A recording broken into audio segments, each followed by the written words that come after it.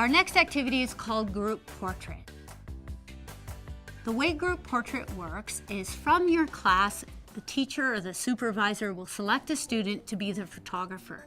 So the photographer comes to the front of the classroom and he or she takes a look at the rest of the students who will form into a portrait position as if they were going to have their picture taken.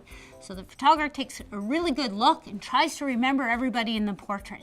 Then the photographer is going to turn around and the instructor or the supervisor will pull one of the students out of the portrait and hide them. The photographer turns around, the class and the photographer will do an active opportunity chosen by the teacher or the supervisor for the length of time it takes the photographer to guess who's missing from the portrait. So we'll march until she or he gets the right guess, or we'll do some chicken jacks, some active opportunity.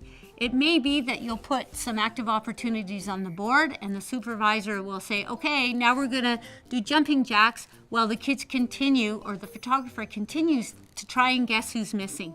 If the photographer is struggling and isn't able to guess who's missing, then the students in the portrait can give hints to the photographer. It's a boy or a girl, or their name starts with S.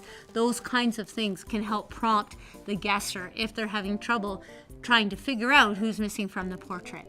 The kids are compelled to play because they want their turn as a photographer, they want their turn hiding, and they're doing all sorts of active opportunities because that is what must happen until they guess correctly. So in this way, the kids are very active, but they're engaged and want to continue to play because it's a lot of fun.